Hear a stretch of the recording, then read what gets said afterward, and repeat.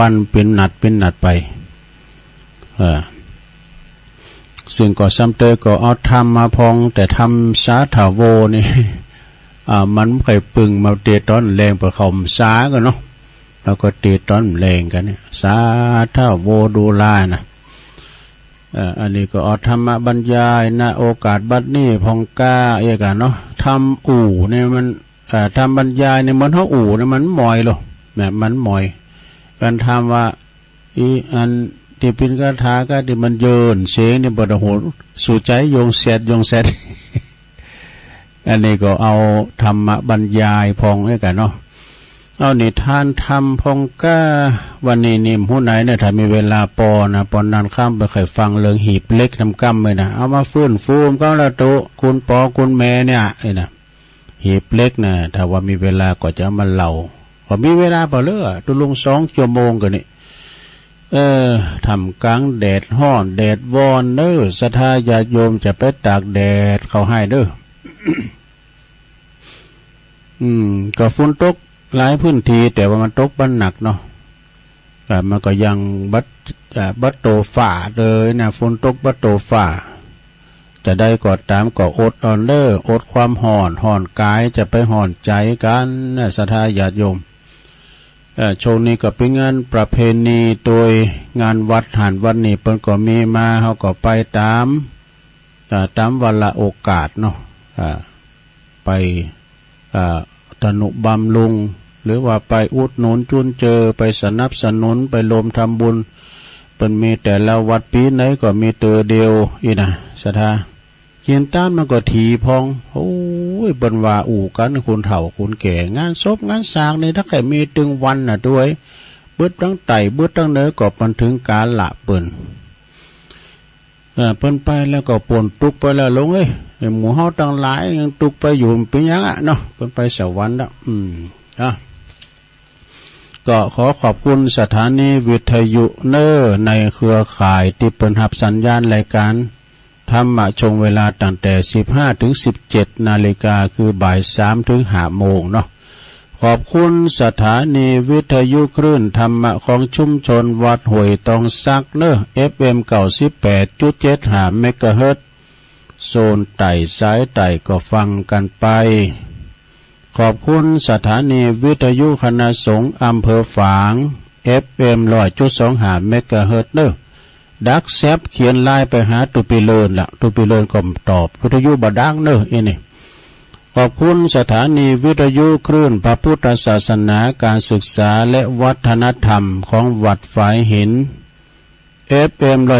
104.50 เมกะเฮิรตซ์องค์ขลงในเมืองเปิ่นฟังกันหลงหลายขอบคุณสถานีวิทยุมนต์เสียงธรรม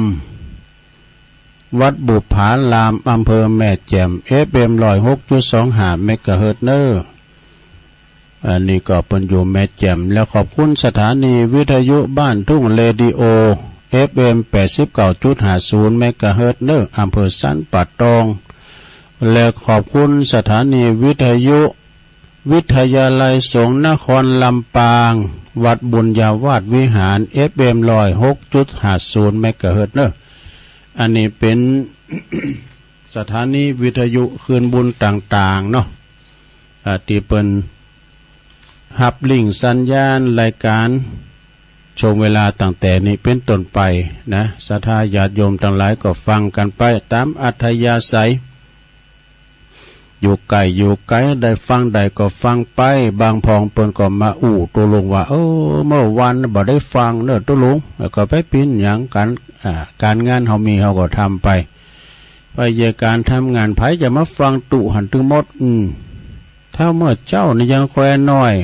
เมื่อเจ้าก็ฟังตั้งแต่ตี 3เนาะอันนั้นมันตึกขโมงเนาะการปืดก็ได้ยืนนะเฮาแต้นไปไหนตัวนี้เนาะเฮาก็ฟังไปขันเวลาไปหามันแจ้งตีนฝ้ายยกอีก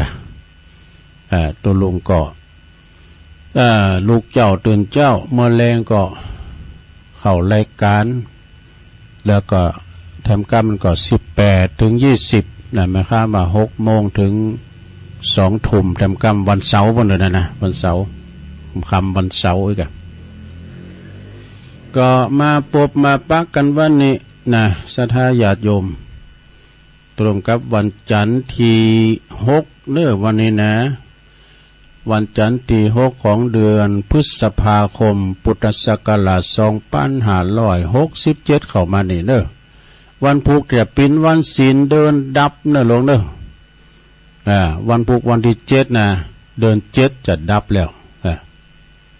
แม่ไหนก็เดือน7แม่ไหนเนาะพวกวันศีลก็ไปวัดตามวาระโอกาสเขาจะปูดหอนนอกซาเขาจังหันตุพามเดี๋ยวจะไม่ร้ายเอาคือเอาวันเป็นตัวไปชักเถา2เถาก่อนถึงเปิดละเปิดเตอละมีตุลุงทายผาหน่อยเฮ้ม้าม3ตัวแมวอันนี้มีหลายตัวเจ้าตัวนะเอานำเสนอความอยากในกิเลสตัณหานี่แลบ่มีอยู่บ่ฮู้จบนี่ ในสมัยหนึ่งพระผู้มีพระภาคประทับอยู่ณกระท่อมอันตั้งอยู่ในป่าเด้อในประเทศหิมวันแคว้นโกศลครั้งนั้นแลนะพระผู้มีพระภาคประทับพักผ่อนทรงพักผ่อนอยู่ในที่หลับเด้อในที่หลับก็คือบางเหตุภัยหันเตยนะแล้วก็มาทรงนะทรงวิปริตเป็นเรียกว่าปริวิตกปริวิตกก็คือวิตกว่าเฮาเนี่ยจะสามารถเสวยราชสมบัติโดยธรรมโดยที่บ่เบียดเบียนเองตนเองนะแล้วก็บ่ใจผู้อื่นไปเบียดเบียนบ่ทำให้ผู้อื่นได้เสริมเองบ่ใจให้เขาทำผู้อื่นให้เสริมบ่เศร้าโศกเองแล้วก็บ่ทำให้ผู้อื่นเศร้าโศกได้หรือไม่แน่เป็นปริวิตกนะ ในครั้งนั้นแลก็ยังมีมารผู้ใจบาปสาบความปริวิตกแห่งพระหฤทัยของพระผู้มีพระภาคเจ้าโดยจิตแล้วเนาะหูโดยจิตแล้วเข้าไปเฝ้าพระผู้มีพระภาคถึงที่ประทับเนี่ยพญามารนะเข้าไปถึงที่ประทับครั้นแล้วก็จึงกราบทูลพระผู้มีพระภาคว่าขอพระผู้มีพระภาคจงทรงเสวยราชสมบัติเถิดนี่สมัยหนึ่งเนี่ยพระผู้มีพระภาคเจ้าคือตอนนั้นเปิ้นยังเป็นเจ้าชายสิทธัตถะเนาะเปิ้นจะหนีออกโบสถ์ทรงม้ากันทกะมีนายฉันนะติดตามเนาะจะเหาะข้ามกำแพงพญามารยมตะไว้นะโหพระบ่ฮือไปแฮม7 วันจะได้ครองราชเลยกะเปิ้นก็ว่าโอ้พญามารมันต้องมาห้ามเฮานะเปิ้นก็ไปจนได้แล้วก็ข้างนี้ก็ขอให้พระผู้มีพระภาคทรงเสวยราชสมบัติเถิดพระเจ้าข้าขอพระสุคตจงเสวยราชสมบัติโดยธรรมโดยบ่เบียดเบียนตัวเองบ่เบียดเบียนผู้อื่นบ่เบียดเบียนให้ผู้อื่นบ่ทำให้ผู้อื่นเสริมเองแล้วก็บ่ใจให้เขาทำให้คนอื่นเสริมนี่บ่เศร้าโศกเองแล้วก็บ่ทำให้ผู้อื่นเศร้าโศกเนี่ยพญามารนะเพิ่นมาบอกว่าอย่างนี้พระผู้มีพระภาคก็ตรัสว่าดูก่อนมารผู้มีบาปเฮาตันหันนั้นหยังจากตันหันหยังของเฮาพองนะทำไมจึงได้กับเฮาอย่างนี้นะว่าขอให้พระผู้มีพระภาคเสวยราชสมบัติเถิดเนี่ยแล้วก็ขอให้พระสุคตจงเสวยราชสมบัติโดยธรรมโดยตีบ่เบียดเบียนตนเองโดยตีบ่ใจคนอื่นไปเบียดเบียนทำให้ผู้อื่นได้เสริมเองเนี่ยบ่ใจให้เขาทำให้ผู้อื่นเสริมบ่เศร้าโศกเองแล้วก็บ่ทำให้ผู้อื่นเศร้าโศกนี่นี่มันก็มันก็กราบทูลว่าพระเจ้าค่ะอิทธิบาททั้ง4พระองค์ทรงบำเพ็ญหือเจริญน่ะ กระทำเหือมากกระทำเหืออันเป็นดุจยานเป็นดุจยานทำเหือเป็นวัตถุติตั้งกระทำบ่ยุทธสั่งสมปราลบโดยดีแล้วพระเจ้าข้านี่ก็เมื่อพระองค์ทรงพระประสงค์ทรงอธิษฐานภูเขาหลงเนี่ยนะดอยหลงเนี่ยชื่อว่าดอยหิมปานเนี่ยนะคือเป็นทองคำโลนภูเขานั้นก็พึงเป็นทองคำโลนได้นี่พระผู้มีพระภาคเจ้าก็ตรัสกับมารโดยพระคาถาว่าภูเขาทองคำล้วนมีสีสุกนี่มีสีสุกถึง2 เต่าเนอะก็ยังบ่ป้อแก่บุคคลหนึ่งบุคคลสาบดังนี้แล้วจึงปากันประพฤติสงบพึงประพฤติสงบผู้ใดหันตุกมีกามอันเป็นเหตุแล้วฉะไหนผู้นั้นจะต้องพึงน้อมใจไปในกามเล่านี่บุคคลสาบอิดอุปัฏฐิว่าเป็นเครื่องของเป็นเครื่องข้องในโลกแล้วพึงศึกษาแล้วกำจัดอุปัฏฐินั่นเสียลำดับนั้นมารผู้มีบาปเป็นตุกเป็นตุกเสียใจว่าพระผู้มีพระภาคเจ้าทรงหูจักเฮาโดยนี่พระสุคตทรงหูจักเฮาดังนี้จึงได้หายวับไปกับตาเนี่ยจึงหายจากที่นั้นไปเองจบศรัทธา อันนี้มันทำจันสูงนะหลวงจำได้มันทำจันสูงลงไปนะตุลุงก็ว่าไปตามละผู้ที่ทำคนเดิมมันสูงมากเนาะเอาอันนี้มกั้มเนาะเคยวาอะไรกันนะเนาะเคยวาเอากั้มนึงเนี่ยเวลาตุลุงตึงลายเอาเทมกั้มหนึ่งนะชอบมากไม่ทราบว่าใครแต่งดัดลอกออกมานี่คัดลอกออกมามนุษย์เพราะว่ามนุษย์นี้เป็นเพียงข้ามก่อนนะสิท่ามนุษย์นี่แน่ต้องแก่หนอมนุษย์นี่เนาะต้องแก่หนออย่าลีลอ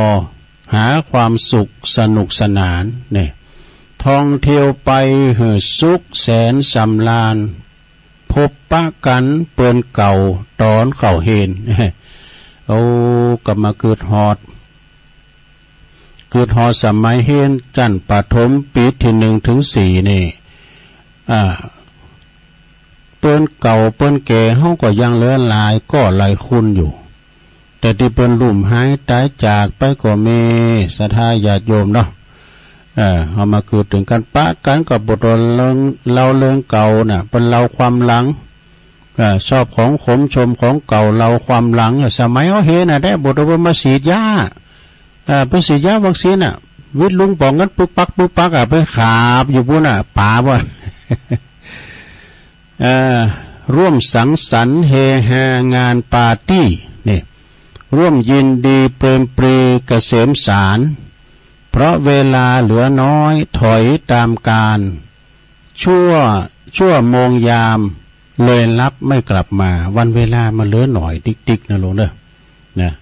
วันเวลามันมีหลายแล้วศรัทธามันถอยหลับไปติ๊กๆเลยเพราะฉะนั้นนี่ศรัทธาญาติโยมเวลามันกลับมามีเงินทองกองไว้ตายสูญเปล่าควรจะเอาไปใช้ให้หันษาขอชีวิตมีสุขทุกข์ที่ว่าก่อนจะลาจากไปไม่หวนคืน มีเข่าของเงินทองสมบัติภาษาฐานนี่ศรัทธาไปโหงแหนไหวใจตามอัธยาศัยแต่ใจอันที่เป็นสมโคนนั่นเด้อลงเด้อใจที่มันสมโคนนั้นใครอยากใครกินยังก็กินใครไปกินแปดตานตินไหนก็ไปเปิ้นกินเปิ้นตานตินไหนเปิ้นออกหันออนดีเขาก็จ่ายไปแล้วแต่เจตนาของเฮาเนาะเพราะว่าเงินคำกำเกี่ยวในเวลาเฮาลุ่มหายแต่จากนี่เอาไปตัวมได้สักอย่างเขาของเงินคำสัมปติ มีรถยนต์ก็มีบ้านมีจองก็เลิกสนไหลนาเอาไปก็ถึงได้สิ่งที่ไปตัวใดก็คือขาวกับดำบาปกับบุญนั่นเองนี่เนาะรีบจัดการปัญหาเสียก่อนตายอย่าปล่อยไว้ให้ลูกหลานต้องกังขาให้คุณหมอดูแลด้านกายาส่วนชะตาฟ้าลิขิตชีวิตเอง บางคนเนี่ยศรัทธาญาติโยมลูกหลานตานเต่าก็มีลงเมหลายเปิดก็ไปอยู่ที่อื่นตกลูกตกโผตกลูกตกเมที่อื่นที่ไกลก็เขาก็อยู่ในกลุ่มหันเพราะมัดใจให้แม่พองไอ้น่ะเวลาไว้แม่เจ็บปิ่นยินอุ่นมาเนี่ยโอ้คุณบานไก่เฮิรนเค้งเนี่ยก็มาคอยป่อนเข่าป่อนน้ำอีกก็เมนะศรัทธาญาติโยมตัวเรานี้มีอารมณ์ให้สมจิตคู่ชีวิตใกล้ชิดไม่ข่มเหงยิ้มสดใสไร้ทุกสุขครื้นเครงอย่ากลัวเกรงหลานหญิงชายไม่สมหวังนี่ลูกหลานก็ปล่อยเปิ้นเด้อปล่อยเปิ้น เงินเกษียณเก็บไว้อย่าให้เหงา เงินเกษียณเนี่ยเงินหามาได้ทั้งชีวิตนี่นะเก็บไว้พองลงเอ้ยเงินคำกำแก้วระวังนาคอนมีเฮ็ดนะเอ้ย ว่าเปิ้นไม่ได้ตัวคอนมีเฮ็ดนะเอาน้ำมาหดไหนก็ได้ เปิ้นมาคอนมีเฮ็ดเป็ดมีขุนนี่นะ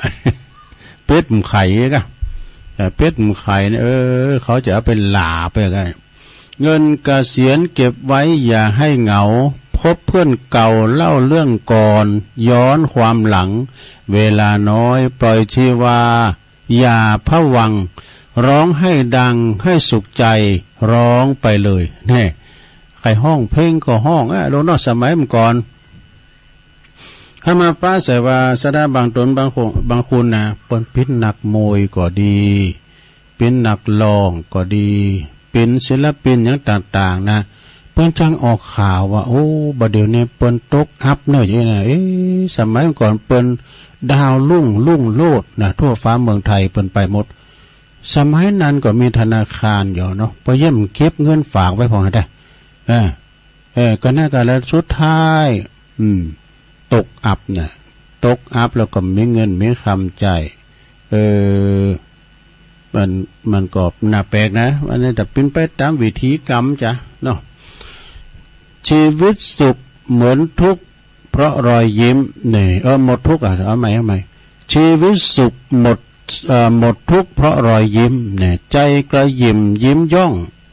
ดูผ่องใสมิตรภาพและรอยยิ้มปริ่มฤทัยเพราะส่งไลค์ทักทายกันทุกวันคืนนี่สถา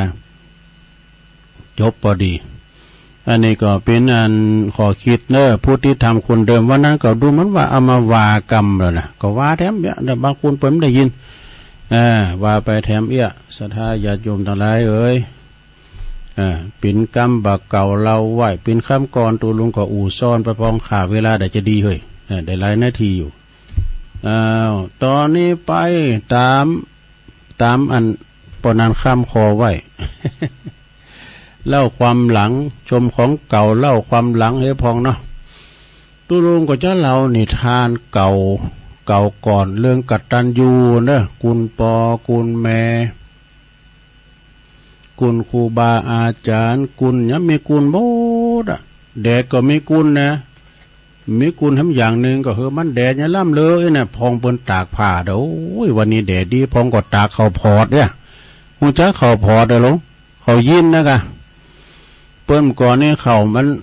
นักเขาซุกเนี่ยมันเสียได้มันเปิ้นเอาไปตากเขาพอดเม่มขามแล้วเดี๋ยวเขายินอยู่ในกล่องเดี๋ยวอันเขาพอดอยู่ในกล่องแล้วเขาให้เขาคืนเขาใส่กันเนอะอีเม่เปิ้นว่าเขาพอดมันเป็นอย่างไรเนี่ยลู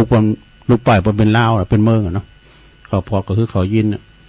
อันป้าอยู่ที่โมงโมงนี่ยังเพิ่งไปหลายตัวจะเล่าเรื่องหีบเหล็กกันนะหีบเหล็กเป็นไปมาอย่างใดลองฟังบ่นะลองเด้อตุลุงก็จะ เล่าให้ฟังพองก็ได้ฟังแล้วฟังแถมนะเพลงเขายังฟังถึงวันฟังแล้วไปป้อห้องตัวแท้มาเอาลองฟังหีบเล็กทำกำลำมาจะปิ้นจะได้เมื่อนานมาแล้วยังมีคุณยายแก่คุณหนึ่งเนอะอยู่ทันหนึ่งนะในช่วงเวลาเปิ้นวัยสาวยังหนุ่มแน่นคุณยายนี่ก็ปิ้นคุณเดียวว่าปกติจะธรรมดาทำงานปิ้นโหหน้าคุณงานเกินเนอะปิ้นโหหน้าคุณงานอยู่ในเมืองทองคำที่ปิ้นของเปิ้นสนิทของเปิ้นเองนะแล้วก็ไม่รายได้ดีมากว่าดูเอาเปิ้นของเปิ้นมีปิ้นเจ้าของเมืองทองคำ คุณยายนี่ก็คือเป็นญาติเป็นเพิ่นสนิทของเปิ้นแล้วก็เป็นหัวหน้าคุณงานเนี่ยดูถือว่าเป็นคุณที่มีเงินมีคำคนหนึ่งเลยทีเดียวเป็นเศรษฐียอมเหมือนกันนะคุณยายคนนี้นะแต่เจอไหมว่าคุณยายท่านนี่บอกเคยเก็บเงินเก็บทองไว้แม่แต่สักบาทเดียวเลยว่ะนั่นกินหายใจเสียงก็หำใจเพราะเนื่องจากว่าแกเป็นคนที่จิตใจดีญาติพี่น้องเปิ้นหักก็ดีหรือว่าไผเดือดร้อนมาขอยิบยืมเงินก็ฮือไปหมดว่ะนะโดยที่ว่ามันต้องทำสัญญาเนี่ยใจดีเกินหมอกนะแล้วก็เล่งดูเปิ้นฟูงตลอดเนอะคุณใจกว้างนะเป็นคุณใจกว้างมีเปิ้นฟูงหนักเปิ้นก็มากินมาอย่างตัวเยอะกะนะเมื่อมีเปิ้นฟูงหนักคุณยายนะคุณยายมีเปิ้นฟูงแล้วก็ญาติเยอะแยะมากมายจนกระทั่งคุณยายนี่เปิ้นเกษียณอายุจากการทำงาน60 ปีเปิ้นปลดราชการแล้วคุณบ้านนะพี่น้องคารวะญาติโยมนี่เป็นครูเป็นบ้ามสังก็ตามเด้อ60 ปีเปิ้นก็จะพักผ่อนแล้วแต่ว่าไปในเนี่ยนะครูบาอาจารย์เนี่ยเป็นเจ้าคณะอำเภอเจ้าคณะตำบลเจ้าเจ้าคณะเจ้าวัดก็ตามเด้อ80 ปีก็เนอะลงเนอะวัยเกษียณของไปในนี่นะ80 ปีก็เนอะซะดาแต่บางตุนใน80 ปีก็ปุตโตปนยังแข็งแรงแหงดีอยู่80 ปลายก็ยังปุตโตสินจำก็ยังดีอยู่นะแต่ว่าบางตุนบางองค์80 ปีนี่ก็ได้หิวปีก็มีนะซะดาญาโยมเนาะแต่ว่าปรากฏว่าบ่มีเงินทองนะมีญาติมีคุณยายเนี่ยเปิ้นยืมเงินยืมทองไปหมดพร้อมก่อนให้มีธนาคารก็หมดเนาะเปิ้นยืมเพราะว่าเปิ้นฝูงญาติพี่น้องทุกเป็นเพิ่นสนิทมิตรสหายยืมสตางค์เปิ้นไปก็มาจ่ายให้เปิ้นจนว่าคุณยายนี่เกษียณอายุจากราชการที่ทำงานไปปรากฏว่าบ่มีเงินเหลือเลยจากชีวิตการทำงานอันยาวนานเนี่ยเปิ้นที่เคยคุยชูเปิ้นที่เคยชูจวยเลยก็หนีหายหน้าหายตาไปหมดศรัทธาญาโยมเมื่อมีเงินมีทองอันใดก็เป็นป่าเป็นลุงเป็นปู่เป็นอาเมื่อเฮารวยตัวกันเป็นหมู่เป็นปุกน่ะเวลาเฮาตุกมีไฟตัวสักคุณเนาะคุณยายนี่ก็มีลูกอยู่6 คนว่ะลูกมี6 คนด้วยกันเนี่ยอันก็น่ามาปอนหือลูกพ่อก็ยังแขวนก็มาหือก็มื้อนี้เนาะถ้าเราหืออยู่คุณยายเมื่อมดเริ่มมดโตแล้วมันจางจะไปไหนก็บากหน้ามาเนาะมาอยู่กับลูกมี6 คนน่ะเมื่อว่าบ่มีเงินก็จำเป็นจะต้องมาพึงปะอาศัยกับลูก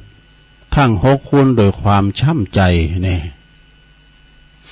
มาปึงลูกปึงหลาน6 คนกันนี่เนาะวันจันทร์ก็ไปอยู่กับบ้านลูกสาวก็ถูกลูกเขยลูกเขยอู่จากระทบกระเทียบเช่นทำไมแม่ของคุณไม่ไปอยู่บ้านของลูกคนอื่นบ้างนะ คือเป็นไทยวะลูกเขยไปเป็นไทยกะผมจนจะตายอยู่แล้ว แม่ไปก็ได้ยินเนาะเปิ้นทราบนะเปิ้นคือแม่ได้ยินนี่กันเนาะวันอังคารก็ไปอยู่กับบ้านลูกสาวแถมคนหนึ่งก็ถูกหลานหลานของลูก หลานของลูกเขยก็มากระทบกระเทียบเช่นกันหลานว่าเฮ้ยก็อีแม่ก็รำคาญคุณยายจังเลยขนมที่หนูชอบดูสิคุณยายแอบทานกินกันไปหมดเลยว่าทำไมคุณยายไม่ไปอยู่บ้านของคนอื่นบ้างคะหลานต้นนี้ก่อนนักแก่เลยเขาว่ายายไปกินขนมไปเมื่อวะเหตุการณ์ทุกบ้านของเหตุการณ์ทุกบ้านของลูกเนาะลูกคกคูนน่ะคุณยายปิ้นเจนนี่ตลอดนี่เนี่ยคุณยายก็เปลี่ยนไปอยู่บ้านลูกคุณนั้นทีคุณลูกคุณนี่ทีนอนทีละคืน2 คืนเนาะคืนเดียวผมพดคืนก็มี ก็ถูกลูกสาวพองลูกเขยพองลูกสะใภ้พองหลานพองอูจ้าถากทางหือเจ็บช้ำน้ำใจอยู่ตลอดโอ้ย้ำกึดว่าเขาเลี้ยงดูเขาพองสมัยแต่ก่อนอ้อนมานี่สู่เขาเยาว่ามีน้ำจิตน้ำใจหือแม่พองเลยนะที่แม่ตรูดต้องปามันมา6 เตอกันนะที่แม่อยู่เดินอยู่6 เตอกันนะนะอยู่กับสูเนี่ยลูกสบายไผ่ค่อยป่อนยุกป่อนยาหือฟุ้นยาลิ่มหือกินเนี่ยเอาไปหงยุกหงยากินนึกยาโมโนน้อยมันเล่งยาอีกตัวเนี่ยมันกินอย่างขมได้กินแล้วก็ก็หักก็เอาไปหงยาเอาไปเอาหมอปั่นมาแล้วอันนี้หมอเมืองดอกเอามาเป่าแล้วก็มาอย่างปวดตัวซับปะซับเปียดเยอะหือนะแล้วเขาเยี่ยมหันหันใจตอนนั้นมันหูคิงได้ดูมันตัวน้อยอยู่นี่ มันเป็นอย่างอีเนาะมันหูกุนเตอลูกคุณที่2กันน่ะแม่กันแล้วกินข้าวอยู่แต่ปล่อยบุก สุมาเดขี่ออกมาว่าอดเอาไปล้างแล้วสวยมดใส่ว่าอย่าปิกมากินข้าวอยู่เฮ้ยกินลูกกินละล้ำเนาะก็ยังมากินข้าวต่ออยู่นะเนี่ยมันจะรังเกียจลูกหรอเนี่ยเนี่ยประวัติคุณปอเสาคุณแม่12นะแต่อันนี้นะแต่คุณยายก็บ่ต้องก็ต้องอดกล้ำกลืนแน่อดกันแล้วก็ยอมคุณตีเคยครั้งหนึ่งนะยอมคุณที่เคยครั้งหนึ่งคุณยายเนี่ยเป็นผู้เลี้ยงดูแลทุกคนจนเติบใหญ่เนี่ยสูใหญ่พอไผ่ถึงมื้อถึงวันเนี่ยการมีแม่สูเขาจะได้เกิดคุณยายก็ได้แต่ช้ำใจในพฤติกรรมของลูกๆว่ะนะแม่คนเดียวลูก6 คนเลี้ยงบักกลุ่ม แม่คนเดียวเลี้ยงลูก6 คนกลุ่มแต่ลูก6 คนเลี้ยงแม่คนเดียวบักกลุ่มเนี่ยบ่ได้คำโบราณคำนี้ยังใจได้อยู่ตลอดเนาะฉะนั้นพระมีลูกนะจะไปลืมลืมคุณปอคุณแม่นะจุดอยู่มาวันหนึ่งคุณยายก็เลยเต็ดสินใจห้องลูกมาทุกคนน่ะมาแม่จะบอกเราคือฟังเกินนี่นะบอกว่าอีแม่นี่จะไม่ได้อยู่กับลูกในสัก2 ปีเนอะนี่นะอีแม่นี่เพราะว่าเปิดอีแม่เนี่ยมันเป็นเจ้าของเมืองทองคำมันเขียนจดหมายกล่อมมาอีแม่จดหมายนั้นบอกว่าขอร้องให้แม่ไปช่วยงานในเมืองทองคำที่ทำก่อนนะแม่จำเป็นที่จะต้องจากลูกจากหลานไปให้เกินเนอะนะเขาจะได้ไปช่วยทำเมืองทองคำเขาจริงๆดูเนาะปวดตระโรกำนันเนี่ยบ่อายเก่าก็ดีอีหลาก็ดีเขาทั้งหลายน่ะลูกๆก็ฟังแล้วดังอันก็ปวดดีอกดีใจสนับสนุนว่ะนะเปิดหยังเปิดจะเหแม่เนี่ยไปพ่นให้สักทีอีว่ะดูจะได้มาเป็นภาระของเฮาต่อไปเนี่ยดีกว่าด่าของเฮาเพราะว่าพระเจ้าคินเท่านั้นเนี่ยเป็นพระเจ้าคินนั่นน่ะไผมีลูกมีเต่านะสะได้ไผมีพ่อมีแม่นะลูกเอ้ยหลานเอ้ยพระเจ้าคินนั่นนะเวลาเขาเป็นลุงตังก็ดีสังก็ดีพ่อแม่มาแอวบางคนสอบโดดแต่มาเยี่ยมโทรมาบอกก่อนกูแม่มายืมสตังค์ว่ะดูแต่บางคนเนี่ยปวดโถ อีปอก็ดีแม่ก็ดีเอาปาตะมายำคุ้มยำโหยำหอยำเฮินกูลีกูจอมาตอนรับว่าอันนี้มันเทวดามาโปรดอีโดมันเทวดามาโปรดอันนี้เปิ้นเรียกว่าเอาปาตะมายำหอยำเป็นมงคลอย่างยิ่งนะเมื่อครบ2 ปีแล้วคุณยายท่านนี่ก็กลับมาพร้อมกับหีบเล็กใบใหญ่ใบหนึ่งโด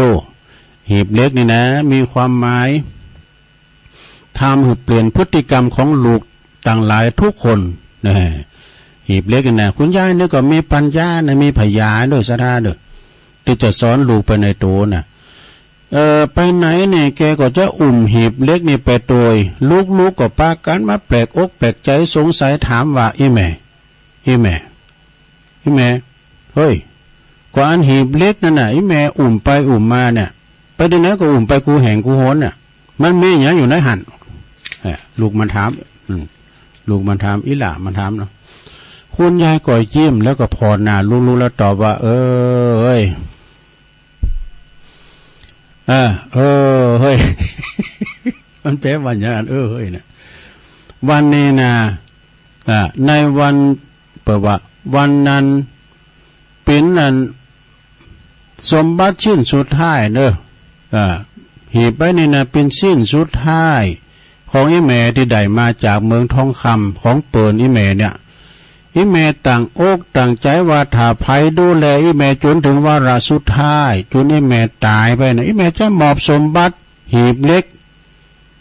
บ้านนี้นี่หืมหมดน่ะปุถุโรกำนันปาโกดว่าลูกหลานปาการแตกตื่นแบบนะปาการตื่นเต้น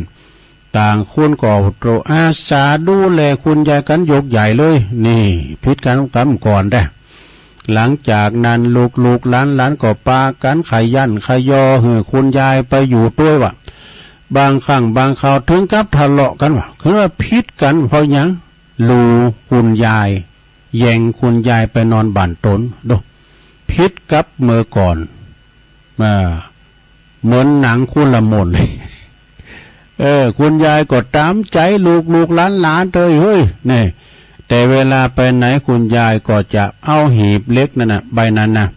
ไปโดยตลอดเวลาอย่างมีความสุขนี่ เวลาผ่านไป5 ปีลง5 ปีคุณยายท่านนี่ก็เสียชีวิตไปโดยวัยถึงเวลาข่าวเปิ้นเสียชีวิตไปแล้วนะหลังจากที่ลูกหลานทำพิธีศพของหลังจากพิธีศพของแม่เสร็จสับเรียบแล้วทุกคนก็ปากันมานั่งล้อมหีบเล็กใบนี้นะเพื่อจะแบ่งสมบัติกันนี่ถ้าทองคำในเฮ้ยนะลูกสาวคนโตซึ่งเป็นคนที่เปิดหีบเล็กนะก็ป้าว่ายังมีผ้าขาวยังมีผ้าขาวผ้าสีขาวปิดบังไว้อยู่1 ผืนนี่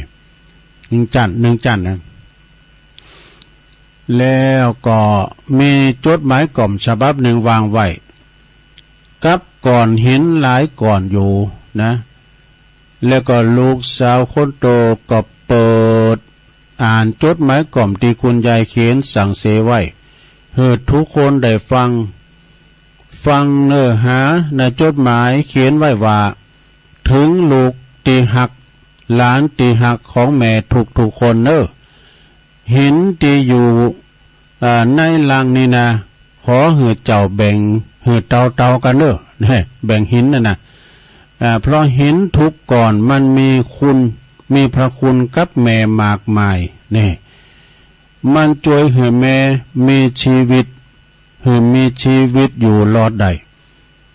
แล้วก็ขอให้หินเหล่านี้นะจงปิ้นเคิงเตือนอกเตือนใจเจ้าทุกคนลูกหลานทุกคนจงเก็บอดออมปัจจัยเงินทองที่ได้มาทุกบาททุกสตางค์เนี่ยให้คุ้มค่าจะไปกินง่ายจ่ายอวยบนสอนท่านนี่เก็บเงินเก็บทองไว้จะไปกินง่ายจ่ายอวย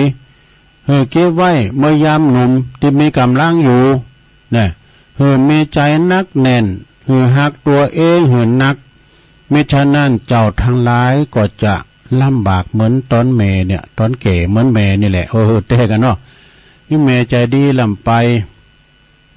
อีแม่เนี่ยไผตกตุกได้ยากมาอีแม่ก็จวยเหลือเขาไปหมดเพราะว่าจะปิ้นเผินสนิทมิตรสหายญาติมิตรบริวารเปิ้นขอมาก็หือไปแต่ว่าคุณพวกนั้นบัดใจหืออีแม่ก็มีสัญญาเนาะผมจังจะไปโดยเขาก็เลยสูญเปล่าสูญทรัพย์สูญสินไปเลยนะก็เลยจะบอกให้สู้เขาจัดตนหลายนะเก็บออมเงินออมทองไว้เนอจะบ่ได้ลำบากเมื่อตอนแก่เหมือนอีแม่เนี่ยไปอยู่เฮิรนหลังใดลูกหลานก็บ่สู่นะไปอยู่ที่ไหนก็ลูกหลานบ่สู่หาว่าอีแม่ขโมยขนมกินพองก้าหาว่าอยู่ขวางหูขวางตาเป็นพานละกายนะอีแม่ก็ทราบซึ้งในลูกทั้งหลายนะลูก7-8 คนแม่ทนเลี้ยงได้จนเจริญวัยใหญ่แล้วส่งไปศึกษาบ่ให้กาดแก้วลาดไปหลงดื่มเหล้าเมาเบียเฮียนมานักล้ำเอาขว้างในเหียมีผัวมีเมียซ้ำบ่มาใกล้นะเมื่อแม่เจ็บเป็นหนาวเย็นเมื่อยไข้เจ้าตึงบ่มาใจแถมซ้ำที่ลูกทุกข์จนแม่ทนช่วยกรรมแม่มีแต่ฮื้ออภัยความฮักอย่างนี้เพราะว่าที่สมบัติหลักฐานเคยลืมไปละอันนี้มันได้ว่ามึนแล้วนะเขาหำของคุณพ่อคุณแม่นี่นะลืมไปละวันนี้มีเป็นว่าคนที่มีปัญญานั้นหู้ดีว่าหยังสมควรหรือบ่สมควรในการเหล่านั้นนะแต่ที่สำคัญนั้นก็คือการเก็บเงินเก็บทองไว้จ่ายยามที่จำเป็นตนก็เป็นที่พึงนะเป็นว่ายามจำเป็นตนนั่นก็จะได้เป็นที่พึงของตนอย่างแท้จริงเนี่ยสตางค์นี่นะสถาแต่ไปกินง่ายจ่ายโอยเฮามีเงินมีทองเนี่ยสถาเอ้ยกันเวลาเจ็บปินยินอุ่นเนี่ยเขาจะไปหงยุคงยากะอยู่ห้องพิเศษกะเนาะงาบเงิงมาเนี่ยเขาจะไปนอนห้องพิเศษก็สบายเนาะกันเวลาเขามิสตังไปนอนห้องโลมเนาะข้างเอ้ยตุลุงเคยไปมาแล้วนอนห้องโลมเนี่ยได้รับไปนอนคุ้นเท่าเดิดข้างคืนหง แล้วก็มีหลายคุณเนี่ยที่ว่าในชีวิตจริงของคุณเฮานี่ต้องช่วยหือตัวเองหลอดก่อนถึงจะช่วยคนอื่นหือหลอดได้นะมิฉะนั้นแม่แต่ตนเองก็เอาตัวบ้านหลอดเหมือนกับคุณยายตีต้องไปปึงปาคนอื่นถึงแม่จะเป็นลูกเป็นหลานก็ตามเถอะนี่ในการทำธุรกิจอย่างต่างๆนั้นเครดิตเป็นสิ่งที่สำคัญบางคนนั้นใจเครดิตเป็นทุนหลอนในการทำงานให้สำเร็จแต่ถ้าว่าเครดิตเหล่านั้นมันมาจากตัวเองตีต้องภาคเพียรสร้างมันขึ้นมาบ่มีไผที่จะช่วยเหลือคุณตีบ้าหักตัวเองและคอยปึงปากับคนอื่นได้ตลอดกาลหรอกจบสราญาโยมหีบเล็กเนอะเอามาคัดเกาสำนวน มันเราสู่จู้กันฟังนะสราญาโยมตามคำของปนันคำขอฟังมา ก็ถ้าสรุปแล้วก็เรื่องกุลเหมือนกันนะสราเขาจะเป็นลืมกุลของปอของแม่เป็นตีเคารพนับถือทุกคนนั่นก็มีปอมีแม่บางคนปอแม่เฮาลุ่มหายแต่จากแต่เปิ้นก็ยังบ่ลืมคุณปอคุณแม่มันต้านขันเข่าขันน้ำกานี่ทำบุญไปหากาจะฮือกานี่พระพุทธเจ้าเปิ้นตรัสไว้ว่านิมิตตังสาธุรูปันนังกตัญญูกตเวทิตาความกตัญญูนั้นเป็นนิมิตหมายของความเป็นคุณดีเนอะนะเป็นคุณดีเวลาว่าพ่อแม่เฮาเจ็บไข้บ่สบาย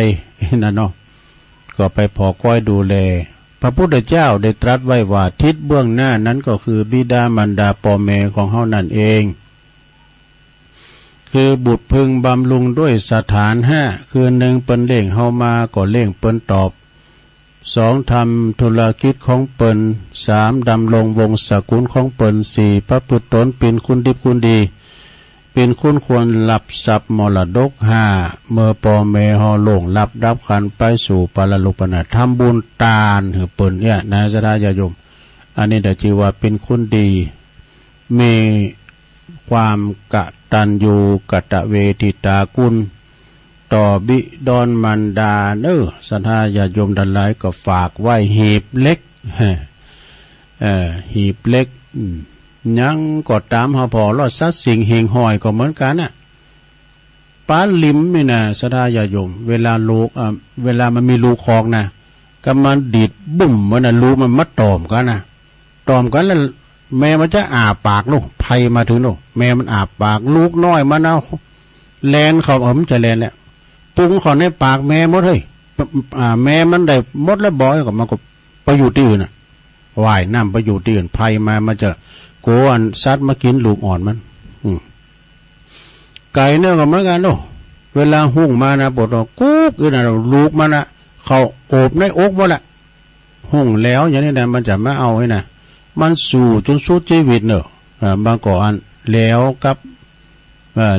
บไก่น้อยเนี่ยมันถูกกันแล้วก็อันอย่างนั้นก็ไก่อ่ะแต่ว่ามันขี่ไปนะก็มันกุ๊กลูกมันก็มาเอาจากปากเลือมาก็ไม่กันหรอกสุนัขะเนี่ยนะมาเนี่ยมันเลี้ยงลูกมันนะมันไปกาบไปกินอย่างมันเอาไว้ในท้องบุญมันมาถึงตีลูกมันขยอกออกมามันคือคล้ายกับมันคายออกมาลูกมากินดอกอันนี้เป็นสัตว์ตาลิสานเนาะที่มันก็ย่างหักลูกหักเต่ามันนะสดาญาโยมทั้งหลายพารณามาถึงตีนี่ก็ขอกับศรัทธาญาโยมงานข่าวสารงานบุญสักเล็กน้อยเนาะแต่ว่านี่ก็ต้องอนุโมทนานอกศรัทธาเป็นงานของอาจารย์พระครูอภิวัฒนวิกรมตึงคณะประสงค์ก็คุณก็มาหลายตึงไปในตึงไปนอกและเป็นควบคุมเวลาได้อย่างดีตอนบ่ายมามันห่อนได้ ยามเจ้านี่เขาไปต่างแถวแล้วก็หน้าวัดเปิ้นมันหุ่มศรัทธาเก้าสำสานะปวดตู้มันต้องแต่กลางเต้นน้ำหุ่มก็ไม่นี่มันเย็นนะเย็นอกเย็นใจแต่ลงเปิ้นจัดได้ดีโดยต้องขอบคุณทางคณะสงฆ์เฮาโดยเนาะคณะทีมงานคณะทำงานของกองงานเลขาจัดดอกจัดดงจัดสถานที่หยังตลอดถึงคณะศรัทธาบ้านเปิ้นก็ถึงมีหนักมีหลายอยู่แล้วนะช่วยกันได้ถวายการต้อนรับเนาะพระเดชพระคุณพระพรหมเสนาบดีเจ้าคณะภาค7กรรมการมหาเถรสมาคมวัดปฐมคงคาเปิ้นได้เมตตามาถึงวัดถึงว่าช้างเหยียบนาพระมหาเถระเยี่ยมวัดเป็นมงคลอย่างที่สุดนะก็คุณก่อนนักก่อหลายโฮงตานก่อหลายตุลงปิกลุนไปหมดครูบาอาจารย์เปิ้นเรียบร้อยแล้วเปิ้นก็ชั้นเพลแล้วเปิ้นก็ไปก็ปีกันไปแต่ก็พี่น้องศรัทธาเปิ้นก็มากันหลายบ่ว่าจะเมืองฝางเวียงป่าเป่าเอารถบัสมากันเด้อปลงเหล็กเขาทางปนันเพชรเขาน่ะทางงานลำปางก็เอารถมารายการอยู่แล้วก็พี่น้องทางในเมืองแถมเจมวยเขานี่แม่เกศน้อยนะรถโดยสาร2แถวเนี่ยมา2กันกันเด้อพี่น้องตังแม่โจมกแม่โจแม่เกศน้อยนี่นะหลายทันหลายคูณที่เปิ้นได้มาก็ดีได้มาก็ดีในโอกาสที่ว่าตุลุงก็ได้ไปสนองงานเปิ้นก็ขอบคุณแทนเจ้าภาพ ขอบคุณแทนท่านพระครูอภิวัฒนวิกรมเปิ้นจัดได้ดีกำแล้วเนาะจัดแต่ก็แล้วไปนะเป็นงานไปศรัทธาญาติโยมสำหรับซองที่เปิ้นมอบให้ตุลุงก็มีอยู่หลายซองอยู่หน่อยนึงก็เอาไปอ่านวันพัดปุ่นเนาะ เป็นหอมการเตดพองกาอินเทอร์เน็ตพองกายนะก่อยเอาไป กล่าวการพูดรายการวันพัดตอนเจ้าเนาะและจะมีแถมหลายวัดอยู่เนาะศรัทธาญาติโยมทั้งหลายที่เพิ่นจะมีมาในงานในงานต่อไปยกจอฟ้าก็ยกยอดชัดก้านี่ยกจอฟ้ายกยอดชัดนี่ดูเหมือนจะวันที่14นะที่วัดโหโขงนี่วัดโหโขงกอดตำบลสองแควอำเภอดอยหล่อเฮานี่นะท่านปรเมศเขาเปิ้นจะยกยอดชัดแล้วก็เปิ้นจะมีงานประจำปีเป็นปีแลก้าเนาะส่งน้ำพระธาตุวัดโหโขงนี่นะโหโขงก่อนหน้าวัดก็ลมลื่นเด้อวันที่14-15นี่ไม่หลายตีเนี่ยวัดบันเวงทำดูวัดบันเวงที่กาดติดเพื่อให้ในอันนั้นก็เป็นมีงานส่งน้ำพระธาตุเจดีย์ศรีหฤพูนชัยท่านพระครูจีระรัตนโชติลืมพระครูจีระนะแล้วก็มาซุบจับกับหลายตีนะวัดบันเหล่าพระเจ้าใต้เขียวทำให้กันได้หลายตีหลายต่างหลายวัดหลายว่าก็ไปกันตามที่โหวัดมาเขาก็ไปกินแป้ตาลลมเปิ้นนี่กันลงนะแล้วก็วันที่18ก็ยกจอฟ้าอุโบสถเนื้อที่วัดแม่ขานหลังธรรม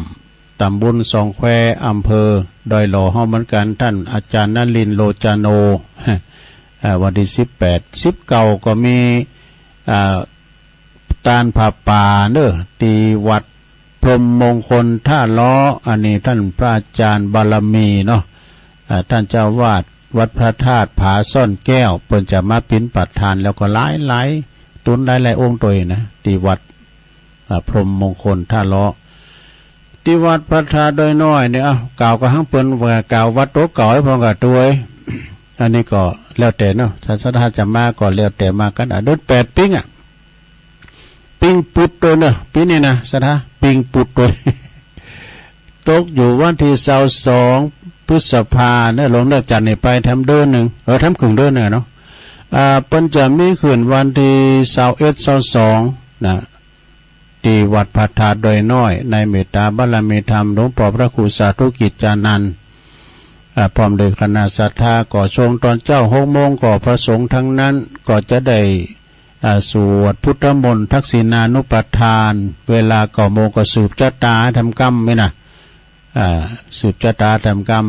ปีนี้ปรากฏการเก้าอี้ลุยเปิ้นก็จัดต้านเก้าอี้ตัวเนาะก็บอกจนมาได้ก็มามั่มได้ก็ไม่ยังแล้วเนาะศรัทธาญาติโยมน่ะแดดมันร้อนเดือน8ปิ้งก็ตรงกับวันที่22เนี่ยตามโหวัดที่ได้อาราธนานิมนต์ไปเนาะศรัทธามาถึงตอนนี้ตุลุงจะพักให้กำกันเนอะศรัทธาเนอะพักให้กำหนึ่งก่อนพักเบรกเดี๋ยวตุงจิบน้ำเดี๋ยวมาว่ากันต่อทำเนาะเดี๋ยวจะมาเด็ดน้ำใจอย่างได้นะได้ซอหาก่อนเนาะจะเล่นปอนกันเนอะ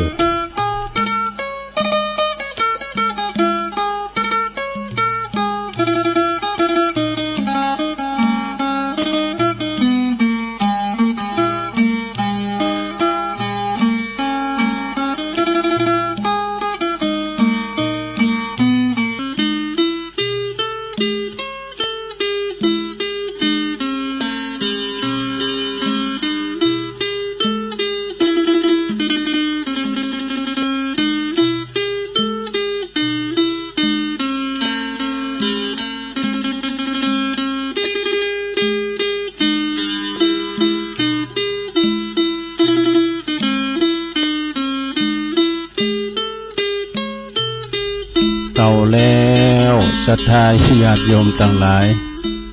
ตุลุงก็ลุกเตียวไปเตียวมาหยุดสินหยุดสายให้หน่อยหนึ่งนี่นะนั่งมึนลำไปแล้วก็มาจิบน้ำลุงคอมาอุต่อกันชั่วโมงที่2เนาะก็เจริญปอนเนอศรัทธาญาติโยมคณะนี้ตันก็กำลังหับฟังรายการสาระธรรมยามแรงยามบ่ายซึ่งดำเนินรายการโดยตุลุงยองเนาะออกอากาศที่วัดพระธาตุดอยน้อย แล้วก็ส่งกระแสเสียงสัญญาณปฏิวัดปากตั้งเจริญนะน้องเจเจก็หับสัญญาณจ่ายไปตามสถานีต่างๆเนาะจ่ายไปก็ฟังกันไปตามอัธยาศัยเนาะสถานเนาะวันนี้ก็มาเล่าหลากเรื่องหลายเรื่องเนาะฟังมันไปแล้วก็กระเดก็จะมาเล่านิทานน้ำอยู่ ก็ได้ฟังกันไปศรัทธาญาติโยมทั้งหลายที่เฮาได้อยู่ตั้งบ้านตั้งจองถ้าทางกลางวันนี่คุณฟังก็จะบ่ป้อนหลายสักต่อใดเด้อศรัทธาเด้อเพิ่นก็ไปเยการทำงานจับอยู่เฮินอยู่จ้องก็บ่หลงไม่หลงเขานี่กะเนาะที่อยู่ห่มอยู่เงามันต้องไปไหนลุงเอ้ยฟังกันไปตัวลุงก็มีหน้าที่ออกรายการก็จะเสาะหาคนขวาไปวันนี้เลิกไปเลิกมายิบได้ทำมาผูกหนึ่งนี่เอามาเตะถึงศรัทธาในสงแห่งการฟังธรรม เป็นธรรมบรรยายเนี่ยเอามาฟังก็มันกลมป้อยยาวนะศรัทธากันเดียวก็จะเล่านิทานทั้งหน่อยเงี้ยกันเนาะก็สุสังละพเตปัญญังติเนาะก่อนณโอกาสบัดนี้ก็จักได้มาเอาคติธรรมคำสอนขององค์บวรสัมมาสัมพุทธเจ้ามาแสดงจี้แจงแถลงไขอุปมาอุปไมยให้มวลบรรดาศรัทธาอุบาสกอุบาสิกาได้สดับรับฟังกันลงเพื่อเพิ่มพูน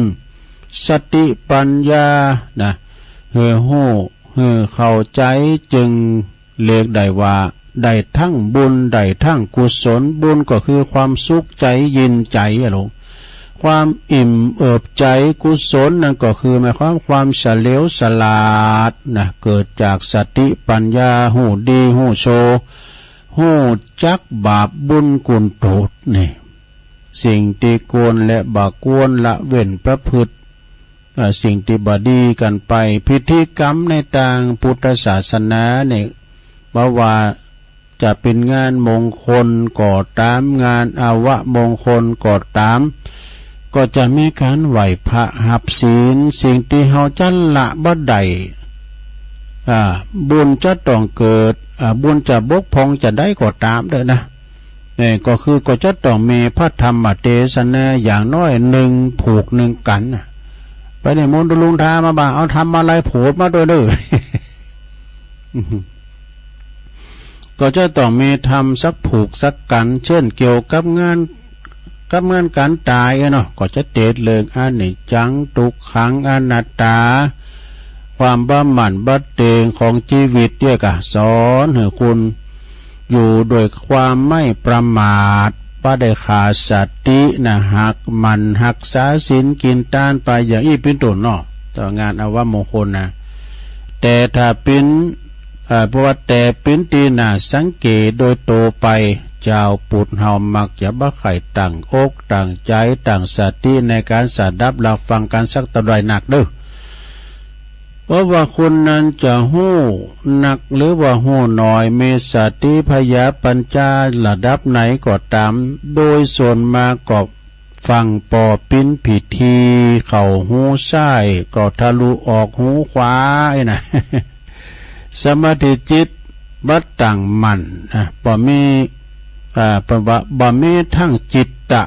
นะแล้วก็วิมังสาบ่มีใจจดจ่อไตรตรองเลย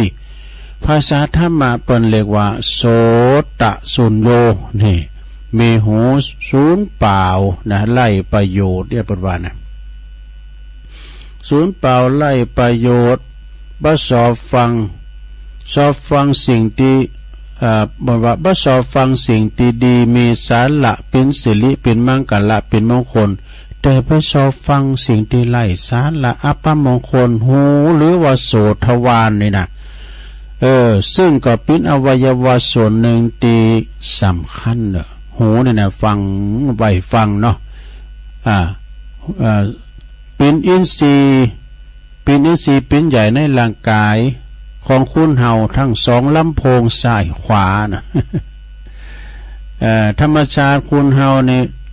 เป็นว่า ธรรมชาติสร้างให้มาเปินได้รับฟังแต่ก็บางคนก็หูมันก็ต่างกันนะบางคนก็หูบ้างบางคนก็หูใหญ่หูน้อยบางคนก็หูบ้างเปแว่อย่าหูอันอีบาง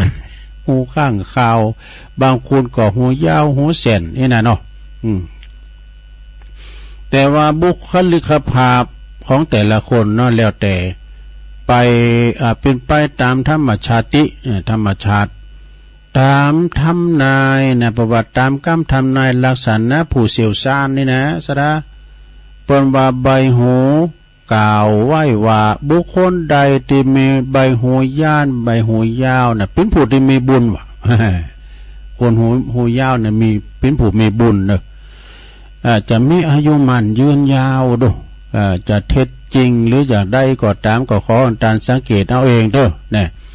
แต่คงจะเป็นความจริงอยู่บ้านน้อยเปิ้นว่านะเนาะเฮาสังเกตว่าครูบาอาจารย์บางตัวเนี่ยหูใบหูเปิ้นยาวเนาะเลยอายุยืน เพราะท่านเปรียบเทียบว่าหูยาวเนี่ยเป็นคนที่เปิ้นหูหักดกก่อนแล้วอันเปิ้นจี้หูดก่อนเปิ้นเอาตุ่มหูใส่เปิ้นว่าหูนักนะไปหูเบาเอาเปิ้นว่าให้เนาะคุณเก่านะเป็นคุณแต่บอกหูเบาบ่หลงเจอคุณได้ง่ายๆเด้อนะต้องพิจารณาโดยเหตุโดยผลก่อนมีความจริงนักแน่นมีความจริงนักแน่นหูมีไว้สำหรับฟังถ้าประสาทหูดีถ้าหูหนวกก็บ่สามารถรับฟังหรือว่าได้ยินได้นะ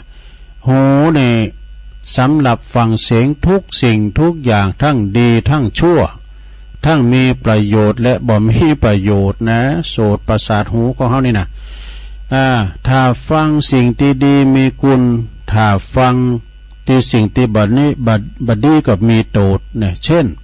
สาธุชนฟังเทศน์นะฟังเทศน์นี่นะสระญาติโยมเนาะตีวัดตีวาหรือว่าแห่งได้แห่งหนึ่งก็ตามเนาะการฟังในลักษณะแบบนี้ต้องพิเศษพิเศษกว่าฟังเสียงเรื่องอื่นๆนะเช่นเฮาได้ยินเขาอู่กันสนเสเฮฮาร้องลำทำเพลงก็เพียงได้ยินได้ฟังเฉยๆนะฟังได้เฉยๆก็บ่ต้องเก็บมากึดอย่างนั้นก็ได้ยินเข้าหูซ้ายก็ผ่านออกหูขวาก็การฟังเทศน์นี่มันเหมือนกันเด้อถ้าเฮาเข้าการนั้นเข้าอบรมฟังการบรรยายมีลักษณะพิเศษการฟังเตือนในสิ่งที่ต้องมีสมาธิสูงเนี่ยนะกรรมอู่กรรมประวัติกรรมอู่กรรมจาแต่ละกรรมก็จะต้องซึมซับเข้าสู่ในสมองของเจ้าความคิดนะคือตัวของเฮาเองนะฟังไปกึดไปกันเหตุธรรมเจ้าประวัติธรรมเหตุเจ้าของหูต้องกึดพินิจพิจารณาไตรตรองถึงถอยกรรมทุกประโยคบ่ว่าอันยังจะปิ้นอันยังเพราะกรรมว่าเปิดว่าเพราะคำว่าพูดคำสอนบัณฑิตนักปราชญ์คือผู้หู้ก็ฟังจ้อยฟังซอฟังเพลงก็เปิดความบันเทิงโชว์ขันนะก็ผ่านไปนะบ่มีจีรังยังยืนสักต่อใดแต่ถ้าการฟังธรรมะนี่จักมีประโยชน์จันนะมีประโยชน์มากมายมีคุณกาในชีวิตนะสัทธาญาติโยมทั้งหลายบ่มีตุกโตดโดยประการอันใดเลยนำธรรมะคำสั่งคำสอนได้มาฟังมากลั่นกรองโดยสติปัญญาในหลวงเด้อนะอรหันต์ได้ว่าเพิ่นก็หูฟังธรรมเหมือนกันน่ะ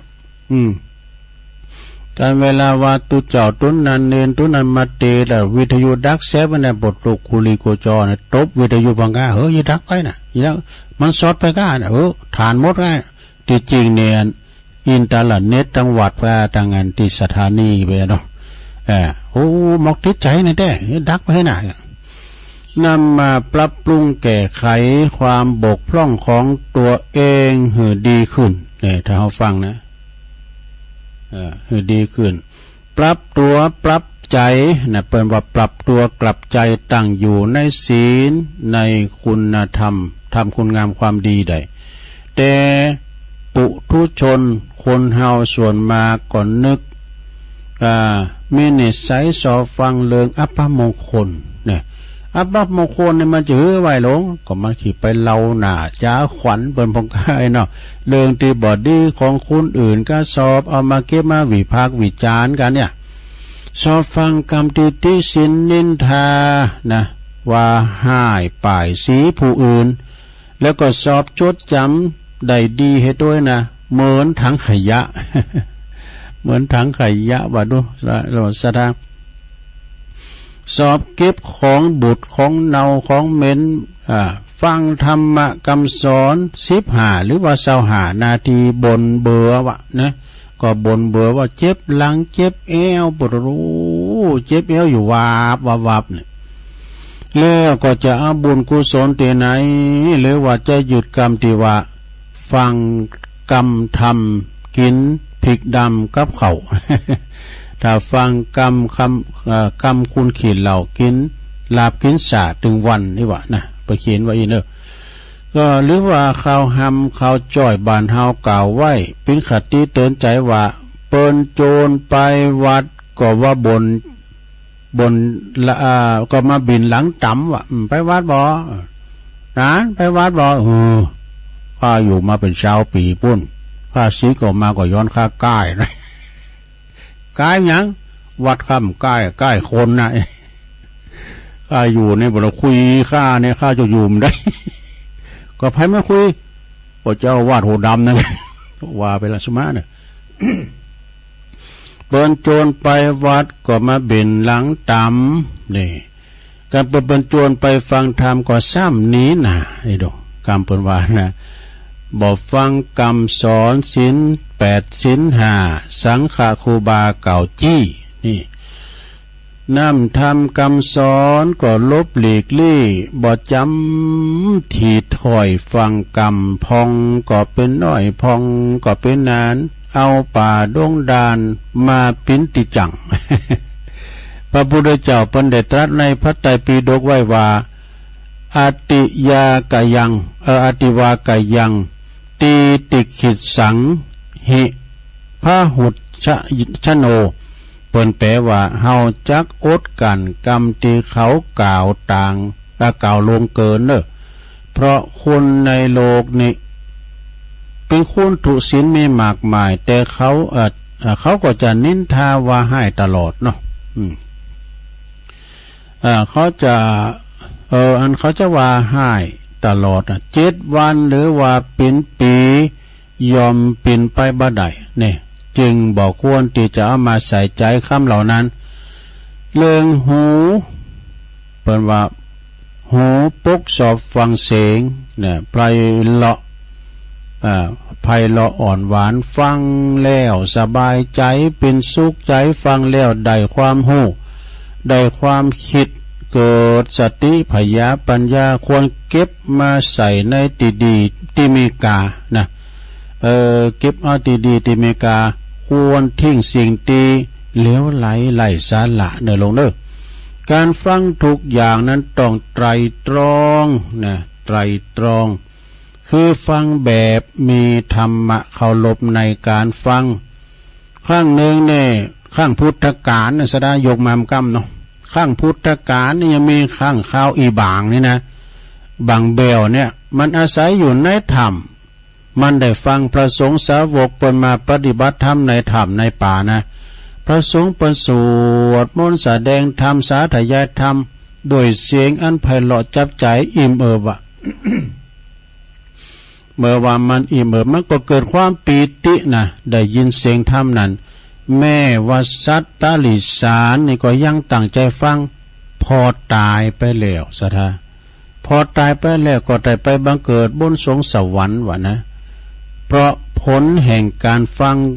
ตั้งใจฟังนั่นเองนะเคารพในธรรมแม่จะบอกฟังบอกหู้เลิง อันนี้แหละพอออกไม่ออกศรัทธาสาธุชนตันผู้ฟังต่างหลายจูงน้ำไปคิดพินิจพิจารณาสัตว์โดยสติพยาปัญญา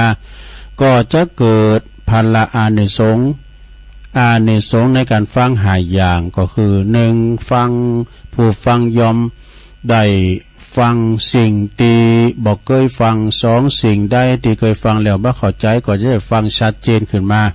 สามบรรเทาความสงสัยเสียได้สี่ทำความเห็นให้ถูกต้องห้าจิตของผู้ฟังยอมผ่องใสนี่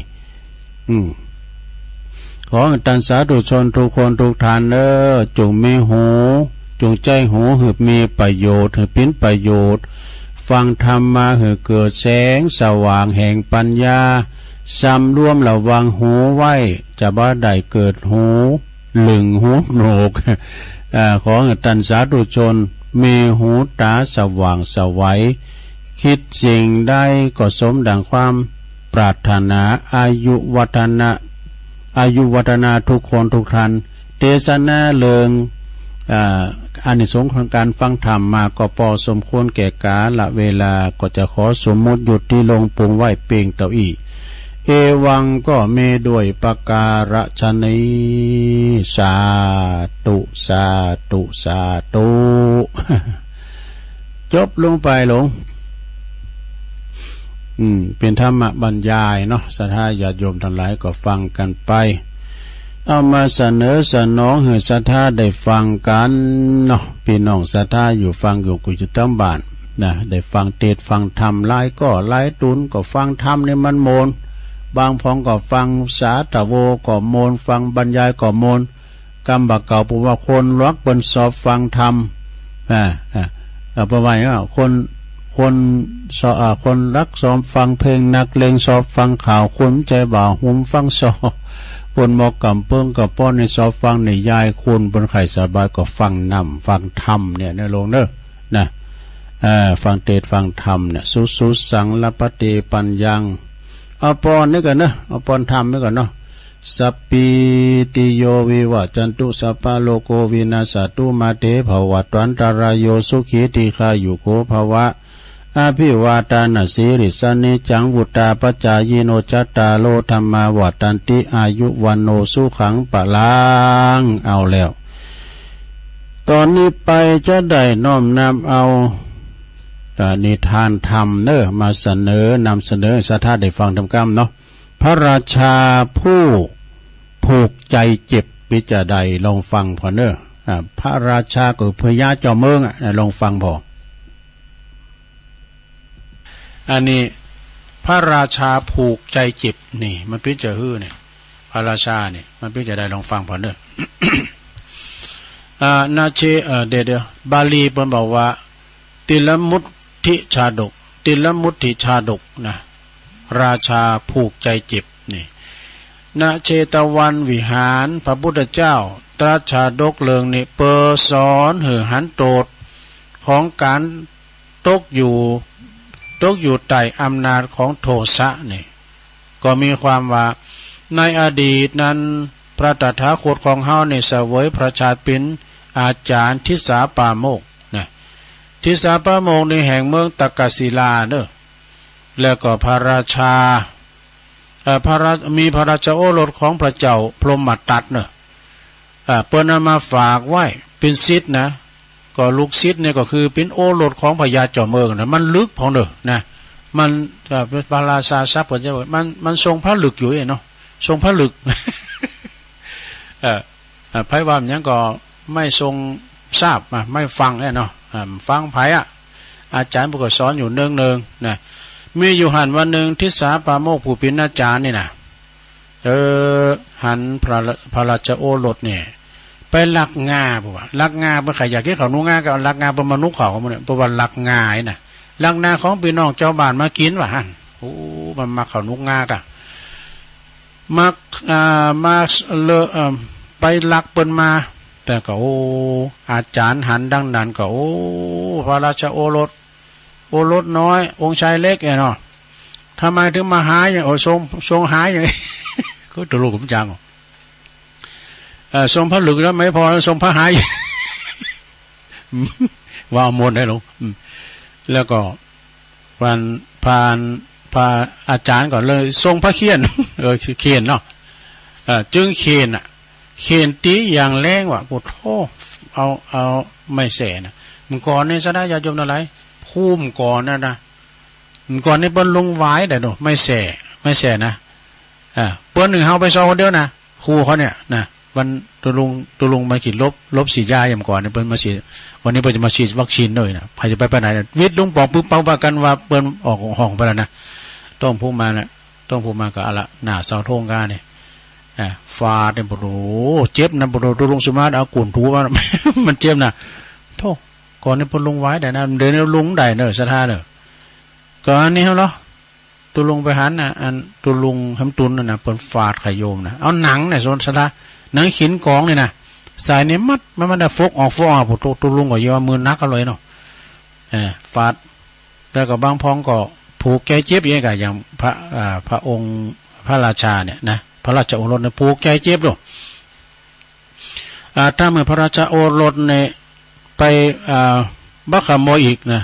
มาข้ามาเป็นหลักงาเปิดมาแล้วเอามากินว่ะ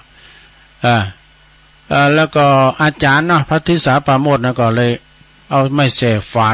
าดอย่างแรงนะเปิดเจ้าหือหลาบจำหือพระราชโอรสหลาบจำบักกาทำอีกบักกาขโมยอีกต่อไปแต่เนี่ยไม่มีแต่นะ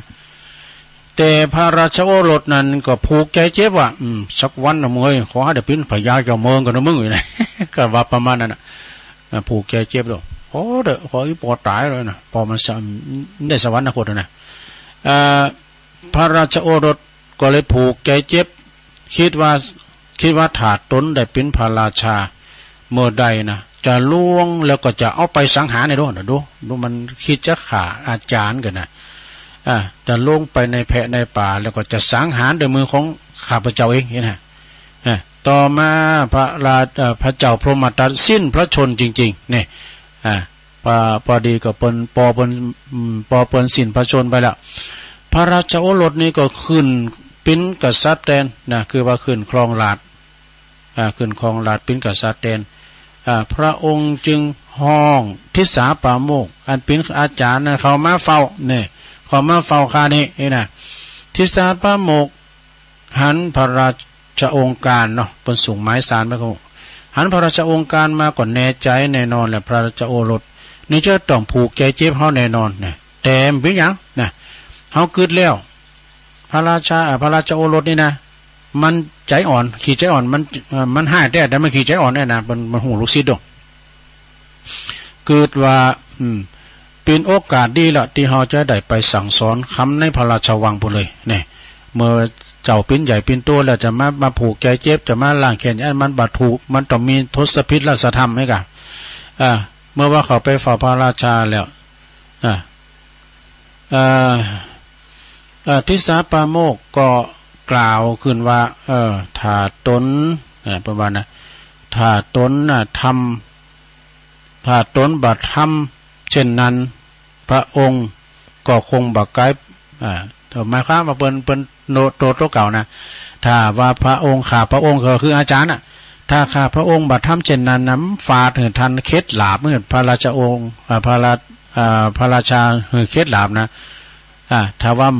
บัดตักเตือนแล้ววัดฟาดภาษานะพระราชานี่อาจจะเป็นโจรนี่ดอกประมาณนะแต่ต้องกลายเป็นมหาโจรแน่นอนเพราะว่าจะได้ใจนะแต่ที่จะได้เป็นพระราชาไม่ได้เป็นหน่อยนะจะต้องเป็นโจรแน่นอนฉะนั้นข้าพเจ้าทำตอนนั้นดีที่สุดแล้วนะทำเมื่อกล่าวจบแล้วทำเมื่อพระราชโอเมื่อกล่าวจบแล้วพระราชาก็ทำเป็นวัดเตกสำนึกเลยนะมีตาสว่างนะเกิดถึงความพิษที่มาแล้วก็เกิดตามน้ำทำตีเปิ้นได้เรามาถ้าว่าเปิ้นฟาดฮอตอนนั้นเฮาซ้ำจะเลิงน่าจะไปเสาะลักเล็กขโมยน้อยไปที่จะเป็นโจรแต่ไม่ได้เป็นพระราชาสักกรรมนะเมื่อเกิดอย่างแล้วนะพระราชาก็เลยมีดวงตาสว่างสำนึกพิษนะก็เลยขออภัยกับอาจารย์เนี่ยแล้วก็จึงพระราชทานยศโปโลหิตาจารย์หือกับทิสาปราโมกข์เนี่ยทิสาปราโมกข์เป็นโปโลหิตาจารย์แล้วนะจากนั้นพระราชโอรสก็อยู่ในทศพิธราชธรรมแล้วก็ ปกครองไพร่ฝ่าประชารัฐอย่างดีมาเลยนะแล้วก็เคารพนับถือในอาจารย์ต่อมานี่ในกาลต่อมาพระราชานะก็คือพระราชาขี่โคดนะก็คือภิกษุขี่โคดเป็นนิดนี่และโดยว่าอาจารย์นะก็คือเราตถาคตนั่นเองขอคิดเรื่องนี้เพิ่นบอกว่าผู้ตีตกอยู่ใต้อำนาจของโทสะยอม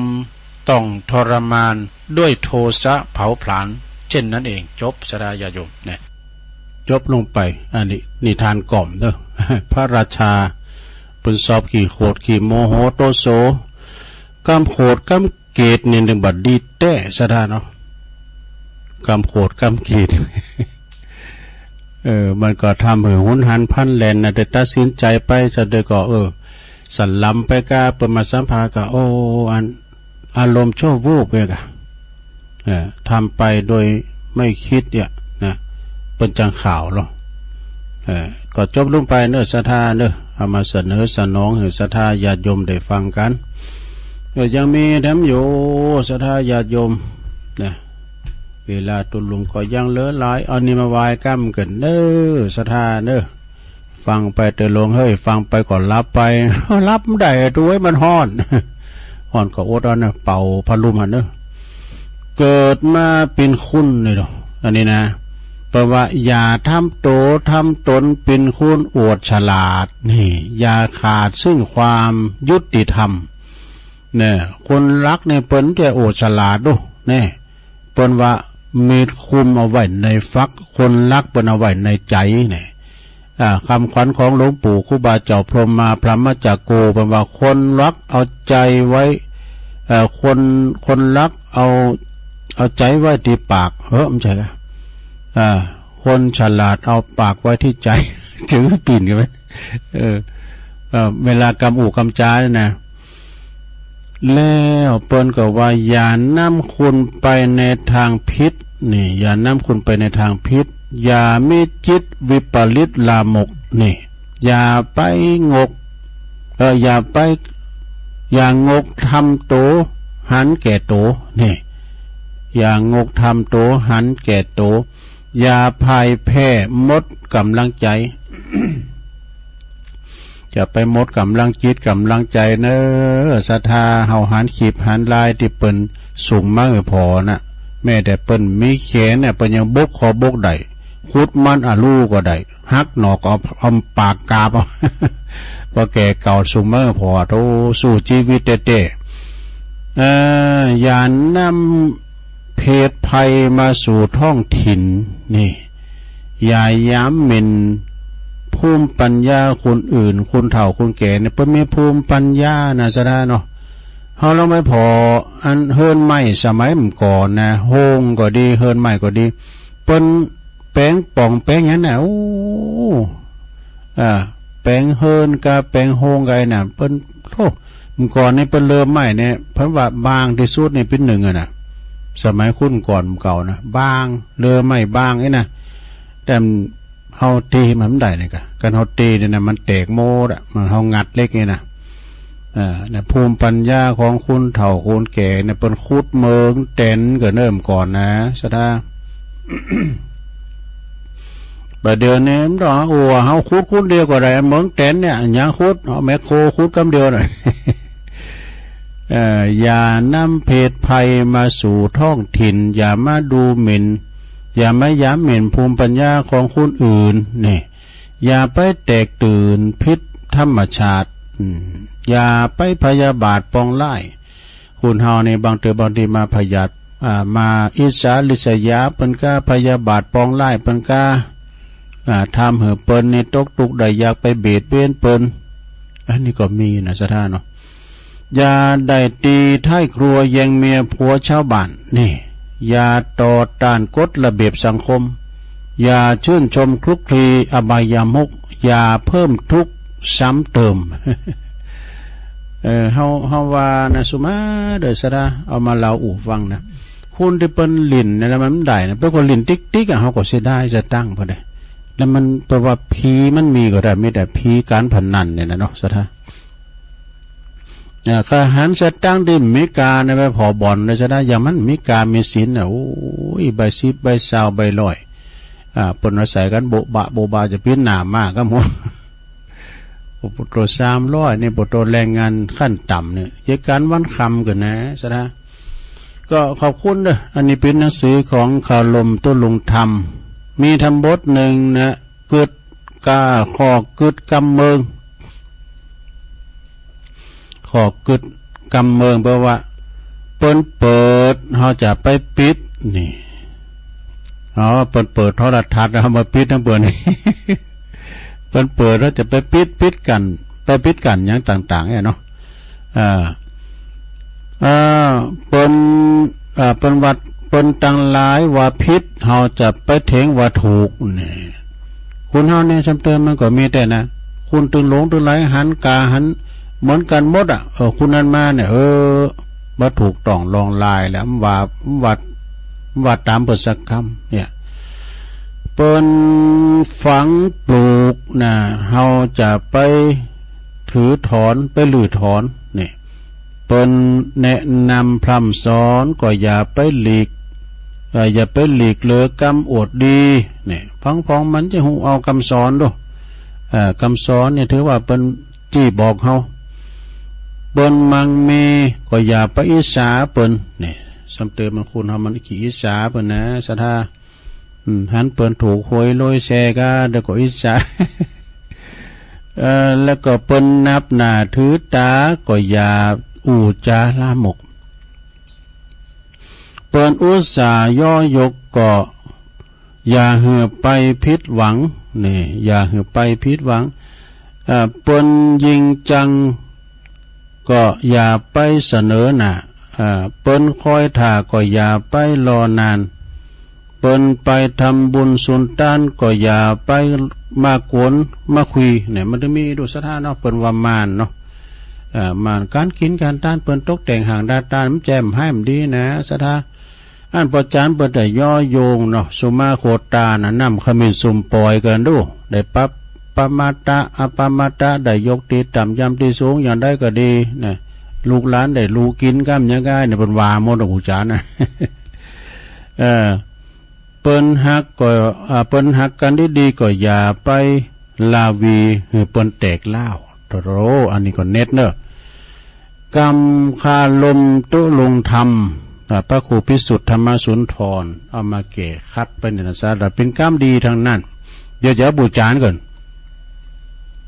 กรรมดีนะกรรมดีนะประจานเลยนะปูจานนี่ดูเป็นเขียนมานะปูจานก็ต้องเป็นนานติมร้อยเพราะจะน้อยติมขันน้อยเป็นดีเป็นจานนั้นดีเป็นจังซอนี่เป็นกรรมอู่มนไหนเนอะปิ้นได้หมดตำพักไต่พักกลางนี่ไม่ยิงไปในเป็นรัฐนาศีลรัฐนาธรรมได้หมดดิเนาะก็มันน้อยนานก็เขียมไปติ๊กๆเลยนี่หลวงเอ้ยแต่ปิ้นจานถาวรดิต้องเอานานแต่นะเอานานแต่เนาะแต่ปิ้นโจข่าวในพระปิ้นก็ได้นะเนาะประวันน้อยเต็มร้อยพอนานเต็มร้อยน้อยเต็มขันบ่อยยาวบ่สั่นโอกาสเว้นตาลนี่นะเนาะซ้ำเติมมันก็โอกาสเว้นตาลนี่ก็มันก็เอาจนจบต่ำ5ของเพิ่นชำนาญบุญพิธีเนี่ยชำนาญบุญพิธีอักขระบาลีชัดถอยชัดคำเนี่ยมันมีบาลีเสริมด้วยเนาะบอกกล่าวน้ำนอกเลิงนอกเวลาเนี่ย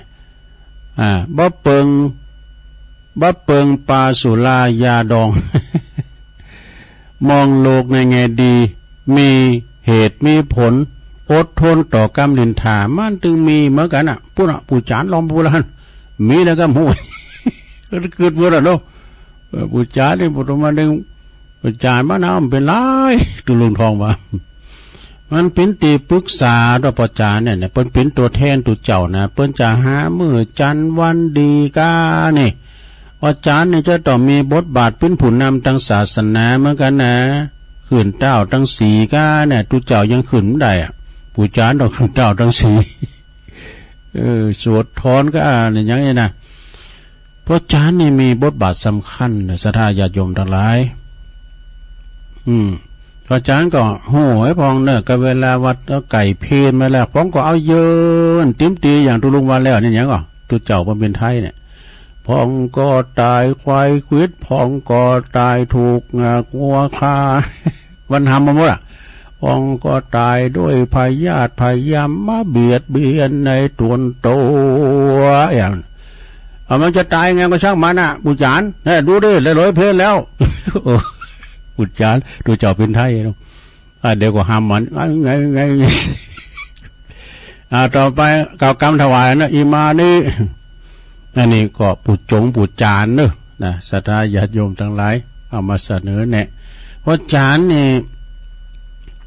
เวลาว่าเปิ้นมีงานอย่างก็ตามเนาะเปิ้นมาเจอเนาะดูมันต้องว่าเนาะเวลางานศพเกิดขึ้นเนี่ยปุจจานต้องไปก่อนละนะไปพอลูกหลานเขาดูจะเดือไห้ฮอนวอนตุกกันปุจจานแบบดักไปให้มันเป็นอนิจจังทุกขังอนัตตาเนี่ยไปสอนเขาเดี๋ยวเขาต่างจิตต่างใจเด้อเขาทำบุญทำกุศลเหือปอเหือแม่เขาจะเสียวันใดเดี๋ยวเกิดเนอปนนั้นจะไล่มือไล่วันเกินเก่งหาเก่าเสียติดกับจันเอาไปวันการบ่ วันการวันนี้ปวดชงปวดจานได้ปึงปลาอาศัยตั้งแต่ลูกหลานเขาจะหูโลศาสนาพิธีต่างๆเนี่ยมันต้องมีผู้หูจีนแนะจีนนำเพราะว่าจะเป็นประสงค์องค์สังฆเจ้าเฮาก็ดีเพราะว่าจะเป็นปอน้อยปอนั้นปอจานลำวัดไปแหน่น้ำเหือเขานะปังพองก็บ่ฮู้ตังศาสนาเนาะศาสนาพิธีแต่ละคืนเปิ้นสวดเปิ้นเทศนะเปิ้นก็นิมนต์ตุเจ้ามาโหเพราะนั้นตุเจ้าขึ้นมาโลเปิ้นมาอยู่เนี่ยอีหล่ามึงหมูเช้านี่ก็เปิ้นก็จะมาทำพิธีมาสวดอภิธรรมมาเทศน้ำเทศธรรมมีด้วยกะโอ้ก็มึงไปเกิดบ้านใดเมืองใดเปิ้นก็มีกะเนาะแต่บางทีบางแห่งเนี่ยเปิ้นก็สวดวันสุดท้ายพุ่นเทศธรรมก็เอาวันแรงเนี่ยคุณมาหนักเอาตุลุงทามาเทศก่อนมั้ยเอามาไล่โลดโผลมาไล่โผโลกมาเทศก่อนเอามาเทศไปแล้วก็วันต่อไปก็คุณนักคุณลายแล้วไปนิมนต์สาธุเจ้าองค์เตแต่เปิ้นมีฝีปากเอกาเนี่ยมาเทศมาแสดงธรรมมาบรรยายธรรมณโอกาสบัดนี้นะมันมีโดษท่าเนาะตัวลุงทาแล้วใส่กันเถอะ100นึงเอากะไอ้หน่อยไปกะลุงเข้าใจเทศไว้หน่อยเนี่ยเดี๋ยวเขาจะหลิ่นดนตรีอยู่กับพวกตุลุงก็ยำไฟน่ะโชลานนามาเฮในยังบนราเสทางนาเมตวาน่ะสมเด็จสาเดชก็เดี๋ยวติวสังแอนแล้วหมู่ฮาพอดนตรีเนี่ยลูบหลามไม่พอดนตรีกันจะลายโลกียาโลกุตัลละนะมันถึงบัดเต่ากันเนาะสะดาเรื่องบุญเรื่องกุศลนี่จะมีไปน้อยเนาะเขาก็พอกะสะดาวันศีลวันธรรมเนี่ยคุณผมจะลายลูกเนาะศีลธรรมดาก็ตามแต่คนหน้าเก่าหน้าเดิมนั่นแล้วคุณหน้าเดิมนั่นละนะที่เปิ้นมากันนะอันหน้าใหม่ๆนี่เปิ้นมากันสะดากันจะเสียงจูบหมู่นี่แล้วนี่มีไผมาได้หมู่นี่นะเหมือนกับตุเจ้ามากันสะดามันมีตัวตักตัวเต้นนะเสียงจูบตัวลุงเขานี่จะมีไผจะมีอยู่หลวงพ่อบอกว่าอยุธยาไม่สิ้นคนดี มันจะมีพระเอกม้าขาวมาอยู่ขี่ม้าขาวมาอยู่ก็ดีเนาะแต่จอยกันจันลงพระพุทธศาสนาของเฮาเนี่ยเน้อศรัทธาญาติโยมเฮาได้อยู่กินอยู่ต้านกันไปใจไผได้มาเกิดเมืองไทยนี่เป็นบุญที่สุดนะบ้านไก่เลื่อนเคงเฮานี่เป็นมีสงครามบทโต้อพยพหลั่งไหลกันศรัทธาบ้านเฮาเมืองเฮาจะกินจะต้านนำพร้อมว่าเนี่ยเนาะที่วัดปากตั้งเจริญคุณหนังดำเด้อคุณมาหนักมาแล้วขนาดย่ำห้อนนะแล้วก็เปิ้นก็มากันหนักกันหลายพี่น้องตั้งเวงป่าเป่าพวกนี้เอารถบัสมากันคณะสงฆ์ก็มากันหลงกันหลายนะคณะพระมหาเถระศรัทธาถวายการต้อนรับครูบาอาจารย์ที่เปิ้นมา ในวันวานี่นะก็ถือว่าประสบผลความที่ว่าอิ่มเอิบใจนะสร้างความปีติให้กับเจ้าภาพเรียกว่าสมเกียรติเปิ้นแต่นะในการที่ว่าเปิ้นรับมอบตำแหน่งรองเจ้าคณะอำเภอโดยหล่อของเฮาท่านพระครูอภิวัฒนวิกรมนะอันเป็นเจ้าอาวาสวัดปากตางเจริญยังหนุ่มยังแน่นแล้วก็มีไฟในการพัฒนาเป็นพระนักเทศพระนักพัฒนาถึงจิตถึงใจแล้วก็โดยสำคัญนี่ตัวลุงเขาได้มาออกก็ย้อนเปิ้นแล้วออกวิทยุนี่นะศรัทธาญาติโยมตัวลุงมาอยู่ประทานโดยน้อยแต่ตัวลุงมันลูกเจ้าเปิ้นก็บอกว่าตัวลุงลูกเจ้าก็ดีละคุมสถานก่อนนี่แม่ขายใหญ่ไม่นี่ดูตัวลุงได้คุมแม่ขายใหญ่กันนะก่อนที่จะย้ายฐานปฏิบัติปากตางเจริญตีสองตีสามตัวลุงก็มาลุกเปิดวิทยุแล้วเข้ารายการตีสามเนี่ยก็มอบหมายแต่ไว้เวลาตัวลุงได้อยู่3เจ้ากันเนาะพัดสุกเสาเอกศรัทธาเนาะก็มานางอู่นางจากับศรัทธาญาติโยมต่างหลายนะจะไปฟังกายเสียงกันได้ฟังกันไปศรัทธาญาติโยม ตัวลุงก็คูณคว้าเอาหันน้อยนี่น้อยก็จะหวังผลเพื่อจะฟังติมร้อยและไปอยู่ก็ฟังให้เนาะซะนะตัวลุงก็ทำปฏิบัติตามหน้าที่ที่เปิ้นมอบหมายเนาะธรรมะคือหน้าที่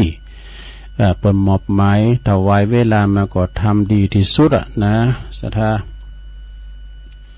โอ้อูมาก็มนไปศรัทธาญาติโยมทั้งหลายวันนี้นี่เป็นวันจันทร์แดมพูนี่เป็นวันศีลศรัทธาญาติโยมวันพูนี่เป็นวันพระวันศีลเดินดับพอดีกันเนาะทำกรรมในเราเนี่ยทำกรรมเนี่ยนี่กรรมมนกรรมงานเนี่ยปู่จานไปคือนางเด้อปู่จานปู่จัง ปู่จานปู่จ้างจะปู่จงปู่จานน่ะปู่จานปู่จ้านี่หมักไม่ใส่เหล่าเมากำอู่เนี่ยดูบ่ดูเวลาหาคนเดียวเนสอบแม่นอกเลิงบ่ปราดเปรื่องเรื่องอักขระภาษาหากินขามถิ่นเมนปัญญาตุเจ้าโอ้อันนี้มันขอทานะอันนี้เป็นเขียนแม่มนได้เนาะศรัทธาเนี่ยไปถือเป็นจริงเป็นจังเนาะศรัทธาเอามาแก่คัดบ่ได้แล้วก็ทำอย่างหนึ่งนี่นะพอจานนี่นะทำกรรมเนอะอันนี้เคยว่าแล้วก็ฮะมัคคณายกปู่จานเป็นว่ายานะมีหลายยาเนอะยาเก็บเงินพระเจ้าพระธรรมก็การวัตถุเจ้าไปมอบหมายก็เก็บได้นะกะยาเก็บเงินพระเจ้าพระธรรมยาเก่าน้ำทำโตเป็นโคศกโหก็ได้อยู่ยางกหันแก่โตยาไวดานเพราะว่ายาไวด้านหน้าขาด้านหลังเนี่ยยาเกลียดช่างเสียงต่ำนี้ยาอุตตริสัพพคุณยาน้ำบุญในทางพิษอย่าคิดว่าบ่มีไผเก่งเกินตน อันนี้พิคติธรรมฟังแล้วเอาโมนเนาะศรัทธาที่จริงนี่ปอจานนี่เป็นคุณผู้นำทางศาสนามันก็มีเพราะเนี่ยกรรมที่สินนินทานี่นะศรัทธาญาติโยมเพราะว่าจะเป็นตุเจ้าก็ตามเด้อนะตุโลงเนี่ยเรียกว่าตุกโลงคำแล้วมรสุมยังมีในหันหมดศรัทธาญาติโยมบุตรก็ว่าให้บุตรก็ว่าดีตุโลงตุนเดียวเจอเหมือนใจของคุณตึงบาทเป็น200หลังคาเหินมันเมียศรัทธาเนาะ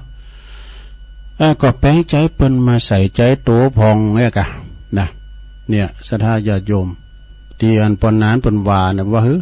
เพราะว่าสาเหตุที่คุณเขาวัดนะโมนได้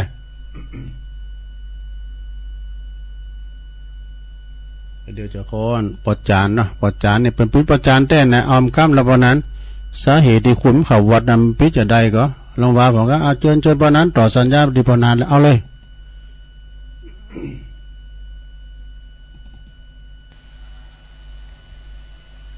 เป็นว่าสาเหตุที่คนบ่เข้าวัดนั่น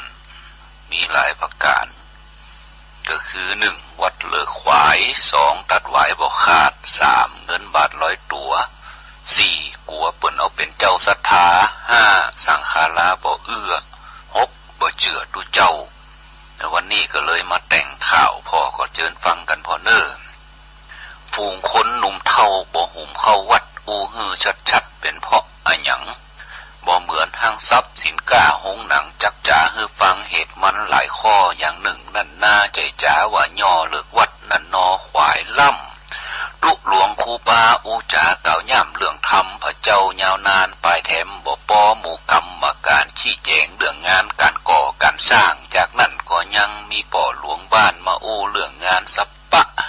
จนล่าจนควายบ่เลิกบ่ละเปลี่ยนกันฝูอู้เสียงดังศรัทธาหญิงใจประเวียดวิการบ่ได้ไปงานย้อนฟังเขาอู้ศรัทธาบางคนก็บ่ชอบสู้บ่เข้าไปจูในวัดย้อนว่าตัวนายมีหวายผูกมัดตัดบ่ขาดได้สักตีห่วงการห่วงงานห่วงบ้านทรัพย์สินห่วงแผวติดดินห่อเฮือนขวางบ้านห่วงลูกห่วงหลานห่วงการตีสร้างเลยบ่เตียวตางไปวัดแถมอย่างหนึ่งหน้ามันอัตตะขัดบ่มีบาทเบี้ยเงินคำรายจ่ายสำนักอย่างที่หูหันต้องหาเงินคำเลยไปบ่ได้รายจ่ายนั่นนาจักจ๋าบอกให้กาน้ำกาไฟสัปปะลูกเฮียนหนังสือมือถือแหมละผ่อนรถเครื่องฮือลูกจ่ายสมาชิกศพของหมู่คนตายเดือนไหนหลายต้องจ่ายหลายเจ้า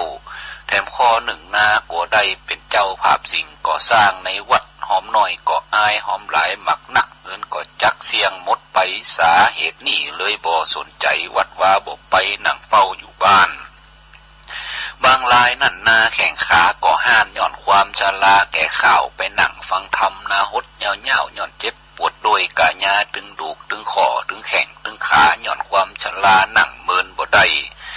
เมื่อยามหนุ่มบ่สาขับไปบ่แก่ก็ไปเนื้อวัดยามแก่ขึ้นมาจักปฏิบัติศีลธรรมพระเจ้าเอาบุญแต่ว่าสังขารมันบ่อุดหนุนเลยขาดกันบุญไปวัดบ่ได้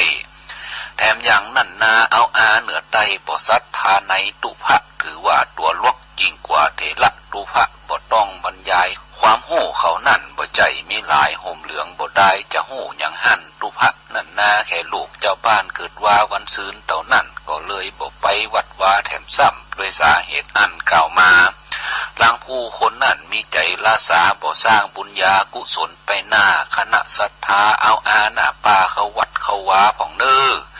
โอกาสเวลานั่นมีเปรเลอถ้าจิตใจมันในบุญอย่าท่าวันตายนอนฮือเขาจูงหวังเขาสร้างบุญหยาดน้ำไปฮือมันบ่แน่นอนบ่คำนักตื้อจะได้อันใดบ่ฮู้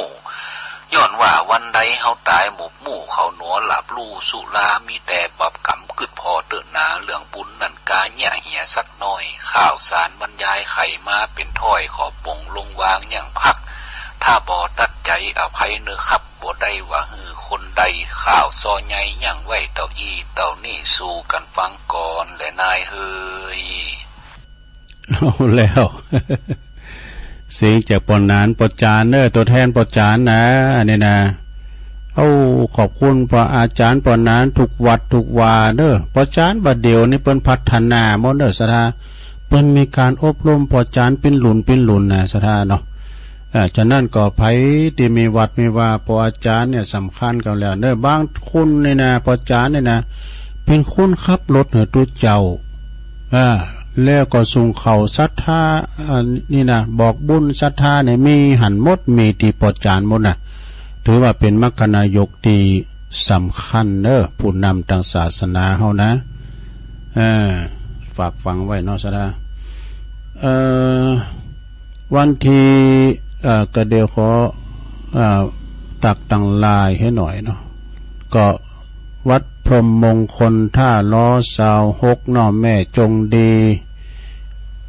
ประสานนี่ก็อันนี้ในเครือข่ายเนอะพงตั้งมั่นชมรมสกาย63แม่เดือนเพ็ญทิมวางอันนี้ก็ว่าก็มานำบ่อหลงฟังอยู่เนอะอยู่น้องหาแม่หลงสายฝนจันกุลนะไหวสาเจ้าฟังตุลุงอยู่ว่าก็มันหันน้ำใจกะ แล้วก็อันนี้แม่ครูเพลินพิษทิพย์พลึกเนอะแม่ครูเปิ้นอยู่บ้านแป้นแม่ฟังจากมือถือเนอะตูเนอะเดี๋ยวโยมยุพินหอมมาลาเป็นน้อยนี่ก็ฟังจากแม่โยก104ฟังชัดเจนดีนะตุปีเลินเด้อเนอะไหวสานะครับเนอะดอยถาดตุปีเลินแล้วก็แม่ครูเกษณีเด้อเนอะฟังอยู่กลุ่มคลื่นสีขาว